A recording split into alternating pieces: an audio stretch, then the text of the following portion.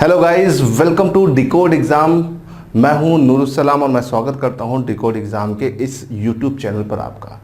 Guys, जैसा कि हम फिजिक्स की सुपर सीरीज़ चला रहे हैं, उस सीरीज़ में जितने भी आपके इम्पॉर्टेंट क्वेश्चन हैं एग्ज़ाम ओरिएंटेड, उन सब के बारे में हम डिस्कशन कर रहे हैं।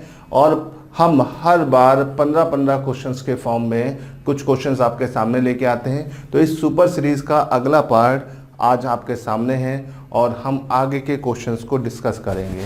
दोस्तों, अगर आप लोगों ने पुराने वीडियोस के क्वेश्चंस नहीं देखे हैं तो प्लीज़ उसे देख लीजिएगा, क्योंकि वो भी बहुत इंपॉर्टेंट है। और आप जिस भी एग्ज़ाम की तैयारी कर रहे हो, उन सारे एग्ज़ाम्स के लिए इसकी बहुत उपयोगिता है। ठीक है, ख़ास तौर पर जो स्टेट लेवल के एग्ज़ाम है, ठीक है, लेखपाल, लोअर, इन सब में इसकी काफ़ी उपयोगिता रहेगी। चलिए डिस्कस करते हैं क्वेश्चंस को और इनके बारे में बात करते हैं।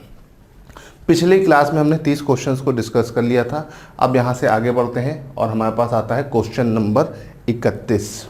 क्वेश्चन नंबर 31, दो समान द्रव्यमान की वस्तुओं की गतिज ऊर्जा का अनुपात 4:9 है, तो उनके वेगों का अनुपात कितना होगा। ठीक है, अब क्या है, इसमें बच्चा वही क्वेश्चन को सही कर पाएगा जिसको गतिज ऊर्जा का सूत्र या फॉर्मूला पता है ना। What is the formula of kinetic energy? Kinetic energy का रेशियो दिया हुआ है भाई। काइनेटिक एनर्जी आपकी होती है ½ mv² होती है। तो भाई देखो, दो समान द्रव्यमान, तो द्रव्यमान तो समान दे रखा है उन्होंने। तो अगर हम काइनेटिक एनर्जी K1 और दूसरे वाले को K2 माने तो ½ m। देखिए दोस्तों, अगर इसको आसानी से समझते हैं तो चलिए मैं पर्दा गिरा के देखता हूं आपके साथ कि देखो यहाँ पे क्या हुआ, दिया हुआ है, जो दिया हुआ है हम उसको समझते हैं। देखो, गतिज ऊर्जा दी हुई है एक वस्तु की K1 कितनी दी हुई है? K1 दी हुई है ½ mv1²। ठीक है, m क्या है? m दोनों में बराबर है, दिया हुआ है क्वेश्चन के अकॉर्डिंग। K2 दूसरे की ½ mv2²। ठीक, अब बोल रहा है गतिज ऊर्जा का K1/K2 का अनुपात 4:9 है ना। तो K1 और K2 को आप क्या करेंगे, डिवाइड कर दो। जैसे ही आपने डिवाइड किया तो V1/V2 का होल स्क्वायर यहां पर आ गया, इज इक्वल टू 4/9। सिंप्लीफाई करोगे, ये स्क्वायर इधर है, इधर जाएगा तो रूट चढ़ेगा। तो भाई यहाँ पर क्या हो जाएगा, यहाँ पर हो जाएगा V1/V2 इज इक्वल टू √4/9 या 2/3। तो यहाँ पर आंसर क्या हो जाएगा, यहाँ पर आंसर हो जाएगा 2/3। ठीक है, आसान सा क्वेश्चन था, बट क्या है, फॉर्मूला नहीं पता है तो आप नहीं कर पाओगे। तो फॉर्मूला पता होना बहुत ज़रूरी है। चलिए अब यहाँ से आगे बढ़ते हैं दोस्तों। अगला क्वेश्चन आसान सा है। ठीक है, इस क्वेश्चन को देखते हैं, लैंग्वेज पढ़ते हैं। विकसित लेजर व्यवस्थीकरण मापी अंतरिक्ष एंटीना परियोजना का क्या प्रयोजन है। देखो, ये एक साइंस का क्वेश्चन है, करंट अफेयर से रिलेट करता है, इमर्जिंग टेक्नोलॉजीज है ना। तो अगर आप इमर्जिंग टेक्नोलॉजीज के बारे में जानते हैं तो ये क्वेश्चन आप कर ले जाओगे। ठीक है, विकसित लेजर व्यक्तिकरण, ठीक है, व्यक्तिकरण मतलब इंटरफेरेंस होता है। और लेजर टेक्नोलॉजी जो होती है वो ज़्यादा से ज़्यादा हमेशा लीगो का नाम सुना आप लोगों ने, आजकल बड़ा चल रहा है, ग्रेविटेशनल वेव्स को रीड करने के लिए होती है। उसी का ही एक ये स्टैंडर्ड फॉर्म है ना। तो वहीं यहाँ पूछा गया है, तो ग्रेविटेशनल वेव को रीड करने के लिए ये होती है कौन सी, गुरुत्वीय तरंगों का। ठीक है, गुरुत्वीय तरंगों की खोज हमारे इस सदी की बड़ी खोजों में गिनी जाती है। ठीक है, गुरुत्वीय तरंगों की पुष्टि हो चुकी है और इसका एक इंफेरोमीटर हमारे इंडिया में भी लग चुका है, महाराष्ट्र हिंगोली में। तो आपको ये ध्यान रखना है। ठीक है, वैसे तो सबसे पहले यूएस ने लगाया था, लेकिन फिर करते करते काफ़ी देशों के पास है, लेकिन उसमें भी बहुत ही कम देश हैं, उसमें भारत भी एक आता है। चलिए अभी यहाँ से आगे बढ़ते हैं और अपने अगले क्वेश्चन की तरफ चलते हैं। हमारा जो आज का अगला क्वेश्चन है दोस्तों आपके सामने, चलती हुई कार में और रेल में समान गतिज ऊर्जा है तो किसका संवेग ज़्यादा होगा, किसका संवेग ज़्यादा होगा, ये पूछा जा रहा है। आसान सा क्वेश्चन है, लेकिन क्या है इसमें ज़्यादातर बच्चे क्या करते हैं, जिसका संवेग ज़्यादा है, संवेग का फॉर्मूला जो होता है P is equal to M into V होता है P is equal to M into V होता है। तो ज़्यादातर लोग सोचते हैं कि भाई जिसका M ज़्यादा है उसका P ज़्यादा होगा, तो रेल लगा के चले आते हैं। ये कहाँ तक है सही है, जब तक ये वर्ड ना दिया हो। लेकिन यहाँ पर दिया हुआ है समान गतिज ऊर्जा। क्या दिया हुआ है, समान गतिज ऊर्जा। समान गतिज ऊर्जा की अगर हम बात करते हैं तो जब किसी भी दो वस्तुओं के बीच गतिज ऊर्जा समान होती है तो भाई उनके बीच जो संवेग होता है वो हमेशा बराबर होता है। इसे याद रखिएगा। जब भी किन्हीं दो या दो से अधिक या 10 वस्तुओं हों, जितनी वस्तुएं अगर उनके बीच में गतिज ऊर्जा उनकी सबकी समान है तो इसका मतलब उनका संवेग भी समान होगा। इसे याद रखिएगा। क्यों? क्योंकि गतिज ऊर्जा is directly proportional to momentum. तो अगर गतिज ऊर्जा जिस तरह से बढ़ेगी उसी हिसाब से संवेग भी बढ़ेगा। तो अगर सब में गतिज ऊर्जा सेम है तो सबका संवेग भी क्या होगा दोस्तों, सेम होगा। ठीक है, तो इसको याद रखिएगा और इस पर ध्यान दीजिएगा। अगर आपने इस पर थोड़ा सा भी ध्यान कर लिया तो आसानी से ये क्वेश्चन हो जाएगा। बहुत आसान सी चीज़ है। ठीक है, जब भी गतिज ऊर्जा समान हो, क्यों? क्योंकि गतिज ऊर्जा जो होती है संवेग पर निर्भर करती है, और संवेग भी अगर गतिज ऊर्जा सेम है तो संवेग भी क्या होगा, समान होगा। तो इसका सही जवाब क्या है, दोनों का संवेग समान होगा। ठीक है, जब भी ये वर्ड अगर यूज हो जाता है तो आप इसके साथ ऐसा ही करोगे। चलिए दोस्तों, अब यहाँ से आगे बढ़ते हैं और हम देखते हैं अपने अगले क्वेश्चन को। साथियों, अगर आप आरओ परीक्षा की तैयारी कर रहे हैं और आप एक गंभीर अभ्यर्थी हैं तो आप हमारे इस क्रैश कोर्स प्रोग्राम से जुड़ सकते हैं, जिसमें कुल 11 फुल टेस्ट आपको प्रोवाइड कराए जाते हैं और करंट अफेयर्स के 9 टेस्ट। इस तरह से आपको कुल 20 टेस्ट दिए जाते हैं, जिसकी PDF फाइल आपको मिलती है। ऑनलाइन एग्ज़ाम देने की, ऑनलाइन टेस्ट देने की आपको सुविधा मिलती है, जिससे आप बिल्कुल परीक्षा कक्ष जैसा माहौल महसूस कर सकें। तो आपके सामने हमारे क्रैश कोर्स के टेस्ट सीरीज की एक डेमो PDF की फ़ाइल आपके सामने खुली है। इसी तरह से आपको जो है सारी PDF जो मैंने आपको बताया दी जाती है। सभी प्रश्न उनके जो है बाइलिंगुअल, उनका ट्रांसलेशन यानी जो है हिंदी इंग्लिश में प्रश्न होते हैं, लेकिन व्याख्या जो है संपूर्ण उसकी हिंदी में होती है। प्रश्न का उत्तर देने के साथ ही में उसके बारे में जितनी भी चीज़ें इंपॉर्टेंट हैं, जो भी कंटेंट उस टॉपिक को क्लियर करने के लिए आवश्यक हैं, वो जो है व्याख्या में लिख दी जाती हैं, जो आप देख सकते हैं। इसी प्रकार जो है आपको सभी टेस्ट जो आप देंगे ऑनलाइन उसकी PDF दी जाएगी। तो आप ये कह सकते हैं कि आपको जो है क्वेश्चन आंसर के फॉर्मेट में पूरा का पूरा नोट्स उपलब्ध कराया जा रहा है इस क्रैश कोर्स के माध्यम से। तो सबसे पहले आप हमारे इस डेमो टेस्ट की PDF फाइल को प्राप्त करें। उसका लिंक इस वीडियो के डिस्क्रिप्शन बॉक्स में, साथ ही पिन कमेंट में दिया हुआ है। अगर आपको कोई असुविधा है, आप उसको नहीं ढूंढ पा रहे हैं, तो आप 9506742546 पर कॉल करके मांग सकते हैं।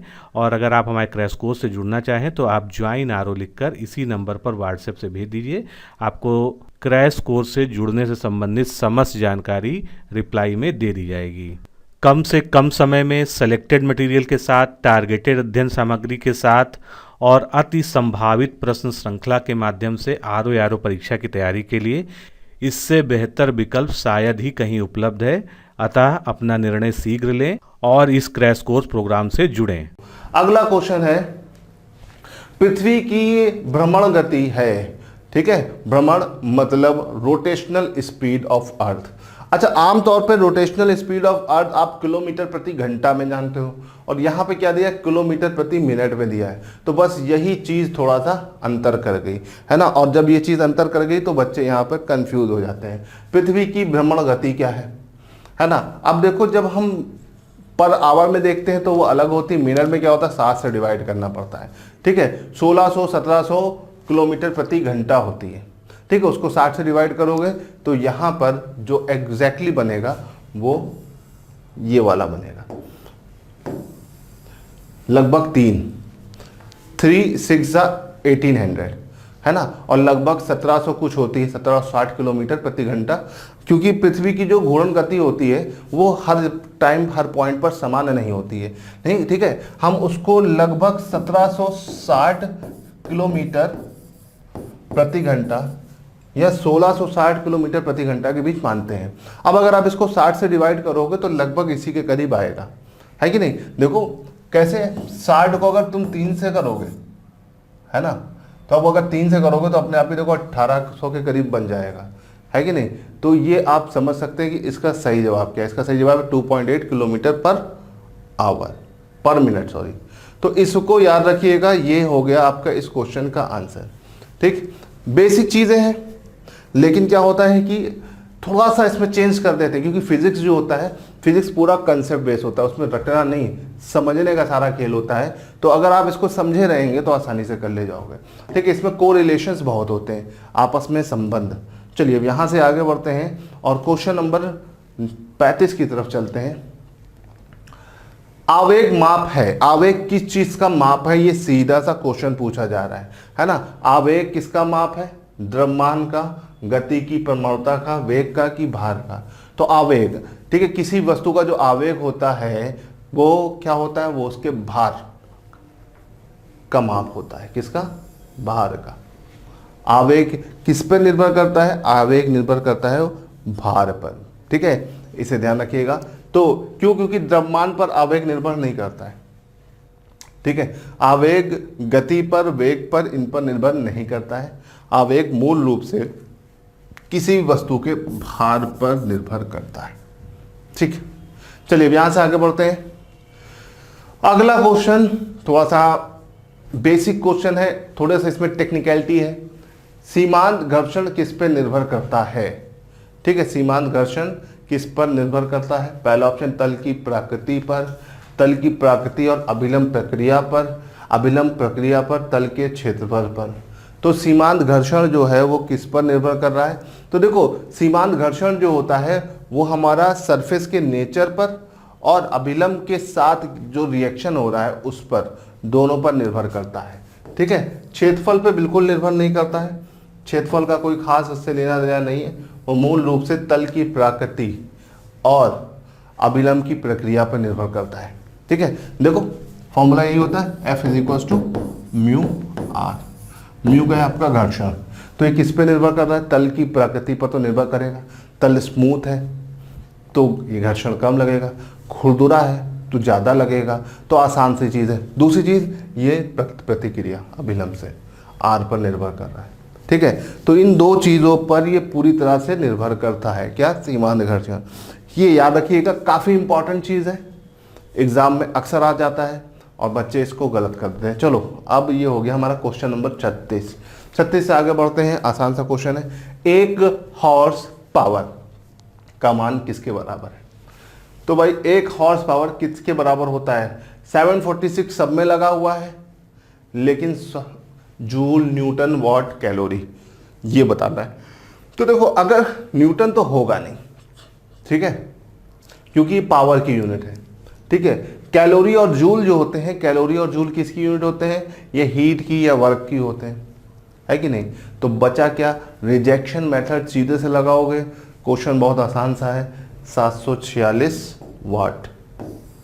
एक हॉर्स पावर किसके बराबर होता है, 746 वाट के बराबर होता है। दोस्तों बहुत आसान सी चीज़ है, नहीं याद हो रहा है, नहीं ध्यान है, रिजेक्शन मेथड लगाइए। रिजेक्शन मेथड मतलब क्या होता है, आप ऑप्शन देखोगे तो ये याद रखिएगा, बच्चा वही एग्जाम में सक्सेसफुल रहता है जो कॉन्सेप्ट के साथ ध्यानपूर्वक ऑप्शन को भी पढ़ता है ना। क्वेश्चन को ध्यानपूर्वक पढ़ने के बाद ऑप्शन भी ध्यानपूर्वक पढ़िए और अपना रिजेक्शन मेथड लगाइए। जब आप रिजेक्शन मेथड लगाते हो तो क्या होता है, तब आपके 4 में से 2 ऑप्शन अपने आप ही एलिमिनेट हो जाते हैं और कभी कभी 3 हो जाते हैं, और इन्हीं एलिमिनेशन मेथड से क्या होता है, आपको बेनिफिट मिलता है। तो देखो यहाँ पर 746 तो सब में दिया हुआ है, इसका मतलब 746 होगा, लेकिन हमें रिजेक्शन मेथड लगाना है। अब देखो न्यूटन तो बल का मात्रक होता है और यहाँ पावर का पूछा है, तो वो तो नहीं होगा। तो बचा क्या आपका, देखो जूल और कैलोरी। जूल और कैलोरी जो है ये दोनों एक ही होता है। किसका मात्रक होता है, आपका वर्क डन या एनर्जी का। ठीक, तो भाई दोनों एक ही दे रखा है तो वो तो हो नहीं सकता, तो बचा क्या, वॉट। सीधा सा रिजेक्शन मेथड लगाओगे, आंसर निकल आएगा। चलिए अब यहां से आगे बढ़ते हैं अगले क्वेश्चन की तरफ। पावर मतलब शक्ति या सामर्थ्य का एसआई मात्रक वॉट किसके समतुल्य है, वॉट किसके बराबर होता है। तो देखो वॉट जो होता है, हम देखते हैं बेसिक चीज। देखो हमारे पास वर्क इज इक्वल होता है एफ इंटू डी। कार्य क्या होता है, फोर्स इंटू डिस्टेंस, और कार्य करने की क्षमता को बोलते हैं ऊर्जा, ठीक। और पावर क्या होता है, रेट ऑफ डूइंग वर्क, ठीक है। कार्य करने की जो क्षमता होती है उसको हम क्या बोलते हैं, बोलते हैं पावर या सामर्थ्य। तो W upon T, F into D upon T. अब देखो F क्या है, F तुम्हारा M into A into D upon T. बहुत आसान सी चीज है, ठीक। M into A into D upon T. M क्या है, M आपका द्रव्यमान है, A क्या है, A त्वरण है, D क्या है, D आपका विस्थापन या दूरी है, T क्या है, टाइम है। तो अब इसको थोड़ा सा हम ध्यान से कर लें। तो देखो किलोग्राम, ये क्या है, मीटर पर सेकेंड स्क्वायर इंटू मीटर पर सेकेंड। मल्टीप्लाई कर लीजिए, जब आप मल्टीप्लाई करेंगे तो किलोग्राम मीटर स्क्वायर पर second square, sorry second cube हो जाएगा ये, ठीक है। स्क्वायर प्लस मल्टीप्लाई बाय 1 तो 3 हो जाएगा। अब यहाँ पर क्या बचा, देखो इसमें देखो, तो भाई ये दिया हुआ है, ये जो लिखा हुआ है 2 और ये पावर लिखी हुई है, ठीक। तो इसको आप ऐसे लिख सकते हो, किलोग्राम मीटर स्क्वायर पर second cube. This is the right answer of this question. अब देखो इस तरह के क्वेश्चन जब आते हैं तो उसमें सिर्फ आपको थोड़ा सा शांति के साथ काम करना है और अपने आप ही इसका आंसर निकल आएगा। चलिए अब अगले क्वेश्चन में, निम्नलिखित में से कौन सा श्रेणी 1 का उदाहरण है। इसमें से श्रेणी 1 का उदाहरण कौन सा है ये पूछा जा रहा है, क्वेश्चन नंबर 39, ठीक है। श्रेणी 1 का उदाहरण सहोता, चिमटा, प्लास या सभी, है ना। लीवर 1, कैटेगरी 1 का जो लीवर होता है उसके बारे में पूछा जा रहा है। तो कैटेगरी 1 का जो लीवर होता है उसको अगर आप ध्यान से देखोगे तो उसमें क्या होता है, उसमें आपका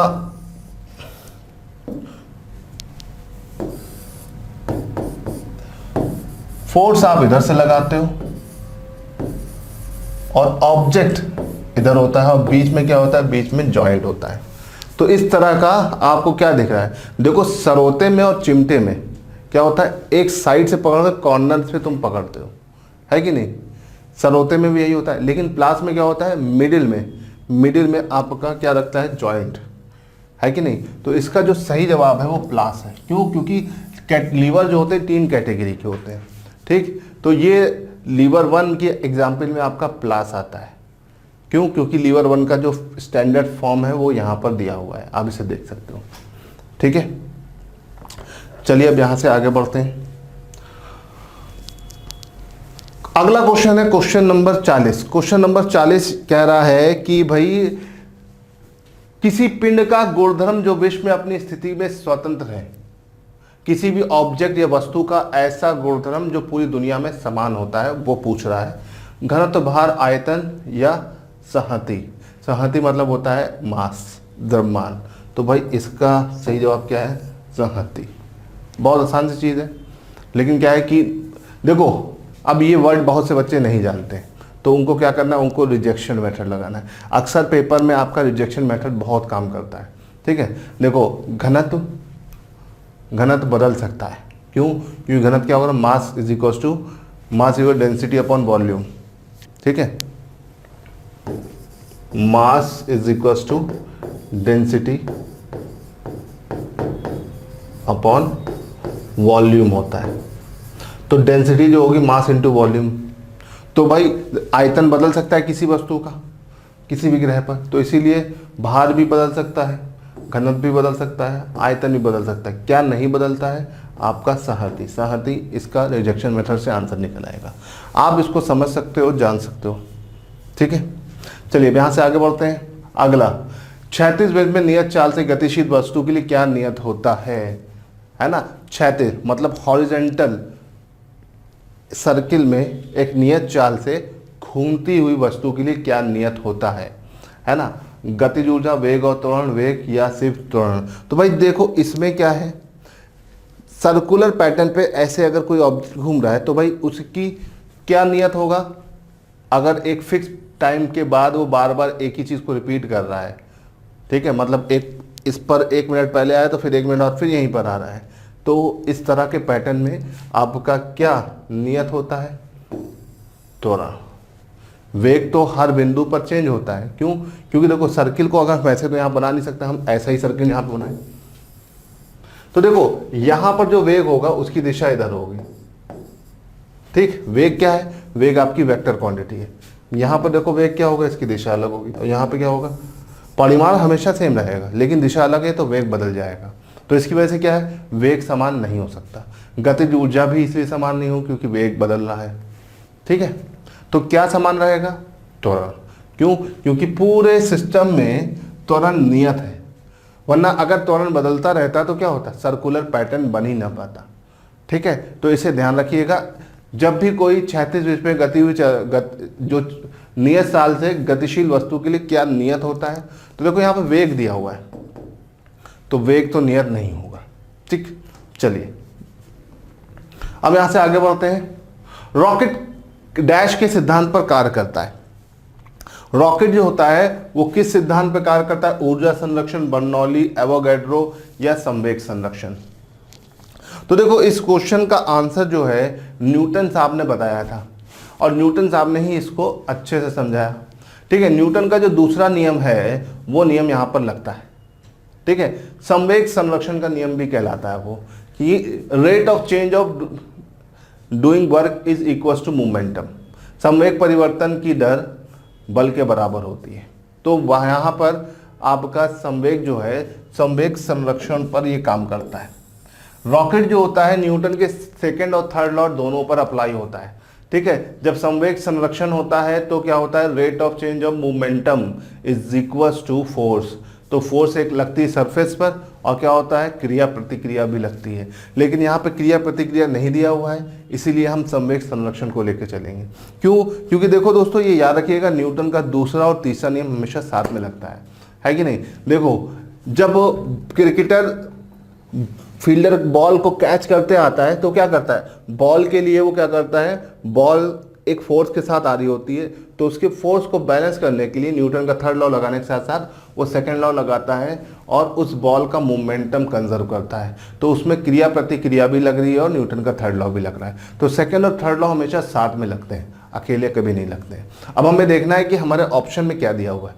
अब देखो यहाँ पे ऑप्शन में सेकंड लॉ दिया हुआ है तो हम इसको लगाएंगे, थर्ड लॉ दिया नहीं है, ठीक है। इसी हिसाब से काम चलना है। तो रॉकेट किस सिद्धांत पर कार्य करता है, संवेग संरक्षण के सिद्धांत पर, ठीक। चलो अब यहां से आगे बढ़ते हैं। अगला क्वेश्चन है आपका, किस प्रकार के रेल इंजन की दक्षता सर्वाधिक होगी। भाई दक्षता क्या होती है, पहली चीज तो हमें यह समझ है, दक्षता मतलब एफिशिएंसी। एफिशिएंसी जो होता है, एफिशिएंसी जो होता है इसको हम नीटा से डिनोट करते हैं। ये होता है आउटपुट अपॉन इनपुट इनटू 100, है ना। मतलब कितना दिया जा रहा है कितना मिल रहा है इसका अनुपात होता है आउटपुट अपॉन इनपुट। आउटपुट मतलब वर्क डन, इनपुट मतलब आपका टोटल वर्क, इसका रेशियो होता है, ठीक है। तो भाई देखो आउटपुट अपॉन इनपुट, तो जब आउटपुट ज़्यादा होगा तो भाई आपकी एफिशिएंसी भी ज़्यादा होगी। और आउटपुट किसका ज़्यादा होगा, जिसमें लॉसेस या बोल सकते हैं जिसमें हानि की दर कम होगी। तो देखो भाप इंजन तो सबसे पुराना इंजन था, और भाप इंजन अगर अच्छा होता तो हमें डीजल इंजन की या पेट्रोल इंजन की ज़रूरत ना पड़ती, ठीक है। और पेट्रोल इंजन अच्छा होता तो हमें विद्युत इंजन की जरूरत ना पड़ती। क्यों? आज के टाइम में हम विद्युत इंजन चला रहे हैं। तो आप समझ सकते हैं जो भी नई नई टेक्नोलॉजी आती है वो पिछले से बेटर होती है, तो उसकी दक्षता ज़्यादा होती है। सबसे बेसिक चीज़ तो यही होती है। क्यों? क्योंकि उसमें लॉसेस कम होते हैं, ठीक है। इनपुट और आउटपुट लगभग बराबर होते हैं, है ना भाई। अगर सपोज करिए कि इनपुट और आउटपुट जो होता है इनका अंतर क्या होता है? लॉस। तो लॉसेस कम होते हैं। तो लॉस सबसे कम किस में? विद्युत में। क्यों? क्योंकि यहाँ पर हम पेट्रोल और डीजल की तुलना में ज़्यादा एफिशिएंसी से काम करते हैं। तो यहाँ पर क्या है, जितनी भी टेक्नोलॉजी नई नई आती जाएगी वो ज़्यादा अच्छी एफिशिएंसी की होगी। क्यों? क्योंकि भाई वो पुराने वालों को रिप्लेस कर दी। अब पुराने वाले को रिप्लेस कर दी, इसका मतलब क्या है? इसका मतलब वो पुराने वाले से बेहतर है। सबसे बेसिक चीज़ किससे बेहतर है भाई? लॉसेस कम कर रही है इस चीज़ में। इसके अलावा इसके और भी एडवांटेज होते हैं भाई। आज के टाइम में जितनी भी ट्रेनें चलती हैं वो कैसे चलती हैं? इलेक्ट्रिक से। पहले कैसे चलती थी? पहले भाप से चलती थी, फिर पेट्रोल डीजल ऐसे चली, कोयले से भी चली, अभी क्या है? विद्युत से चल रही है। भारत में ज़्यादातर ट्रेनें अब कैसे चल रही? इलेक्ट्रिक फॉर्म में, क्योंकि इसकी दक्षता सबसे ज़्यादा है। चलिए अब यहाँ से आगे बढ़ते हैं। अगला क्वेश्चन, वेग को यदि दोगुना कर दिया जाए तो संवेग पर क्या प्रभाव पड़ेगा? किसी वस्तु के वेग को दोगुना कर दिया जाए तो संवेग पर क्या प्रभाव पड़ेगा? अब देखो इसमें क्या है फॉर्मूला, जिसको पता होगा वो कर ले जाएगा, ठीक है। आपका जो वेग होता है और संवेग p इज इक्वल टू क्या होता है? m into v। तो भाई देखो आपका संवेग किस पे डिपेंड कर रहा है? संवेग जो p है वो डायरेक्टली प्रोपोर्शनल है v के। तो भाई अगर वेग दोगुना हो रहा है तो संवेग भी क्या होगा? दोगुना हो जाएगा। तो ये सही जवाब है भाई, डायरेक्टली प्रोपोर्शनल है। आप डबल कर लो, दोगुना हो जाएगा। यही अगर गतिज ऊर्जा कहते हैं तो गतिज ऊर्जा जो होती है काइनेटिक एनर्जी, वो उसके स्क्वायर के डायरेक्टली प्रोपोर्शनल है। तो उस केस में अगर वेग दोगुना होता तो गतिज ऊर्जा कैसी होती? चौगुना हो जाती। लेकिन गतिज ऊर्जा, लेकिन यहाँ पे क्या दिया जा रहा है? यहाँ पे संवेग दिया जा रहा है। चलो अब आगे बढ़ते हैं। अगला, एक वस्तु के जड़त्व का प्रत्यक्ष निर्भर करता है, ठीक है। एक वस्तु के जड़त्व का प्रत्यक्ष किस पर निर्भर करता है? ठीक है। तो जड़त्व मतलब इनर्शिया किस पर निर्भर करता है? संवेग पर, आयतन पर, वेग पर या द्रव्यमान पर? देखो जो आपका जड़त्व होता है I इज इक्वल टू क्या होता है? m इंटू आर स्क्वायर, है कि नहीं? m into R square. R क्या है? वस्तु की सेंटर से दूरी। तो अब देखो एम आर स्क्वायर रहता है स्टैंडर्ड फॉर्मूला। तो भाई सीधी सीधी बात है, दूरी पर निर्भर कर रहा है या फिर द्रव्यमान पर। अब दूरी यहाँ पर दी नहीं है तो दिया क्या है? द्रव्यमान। तो आंसर क्या हो जाएगा? इसका आंसर हो जाएगा द्रव्यमान। तो गाइस इस केस में जो सही जवाब होगा वो होगा द्रव्यमान, ठीक।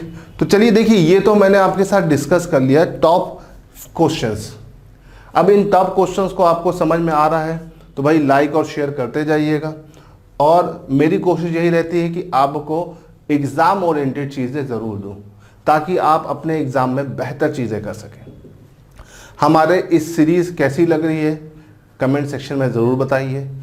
और हम और भी नई सीरीज़ को लॉन्च कर रहे हैं, केमिस्ट्री की, बायो की, वो भी डालेंगे। तो इनमें से कौन सी सीरीज़ आपके लिए यूज़फुल है ये भी बताइए।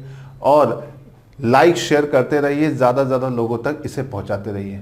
चलिए गाइज आज के लिए इतना ही। Thank you so much.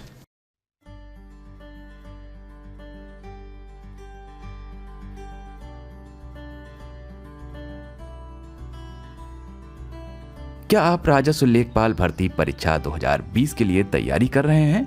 तो जुड़िए हमारे 90 दिन के क्रैश कोर्स प्रोग्राम से। इस क्रैश कोर्स का उद्देश्य छात्रों को घर बैठे राजस्व लेखपाल परीक्षा की संपूर्ण तैयारी करवाना है। वीडियो लेक्चर्स, नोट्स और टेस्ट सीरीज के माध्यम से लेखपाल के पूरे पाठ्यक्रम को पढ़ाना और अभ्यास कराना ही हमारा लक्ष्य है, जिसमें आपको मिलेंगे राजस्व लेखपाल के संपूर्ण पाठ्यक्रम को कवर करने के लिए अनुभवी शिक्षकों द्वारा वीडियो लेक्चर्स।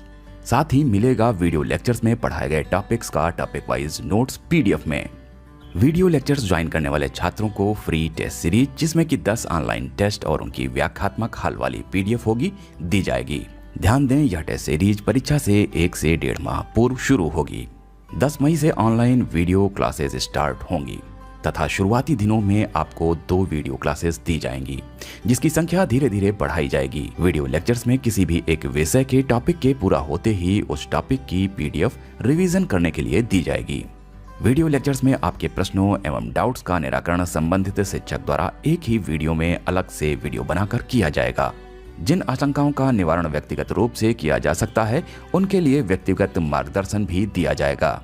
सभी वीडियो लेक्चर्स पहले से ही रिकॉर्डेड होंगे तथा लाइव क्लास नहीं होगी, जिससे छात्र अपनी सुविधा के अनुसार किसी भी समय वीडियो लेक्चर्स को देख सकेंगे। वीडियो लेक्चर्स एंड्रॉयड ऐप के माध्यम से आपको दिए जाएंगे तथा वीडियो को ऐप में ही डाउनलोड कर कितनी भी बार देखने की सुविधा मिलेगी। करंट अफेयर से संबंधित वीडियो परीक्षा की निर्धारित तिथि से 20 दिन पहले दिए जाएंगे। यदि परीक्षा के पाठ्यक्रम में कोई बदलाव आता है तो हम उस बदलाव के अनुसार कोर्स को भी अपडेट करेंगे। ये हमारी नैतिक जिम्मेदारी भी है। तो जुड़िए हमारे राजस्व लेखपाल भर्ती परीक्षा 2020 के 90 दिन के क्रैश कोर्स प्रोग्राम से। अधिक जानकारी के लिए 9506742546 पर लेखपाल लिखकर व्हाट्सएप करें या कॉल करें।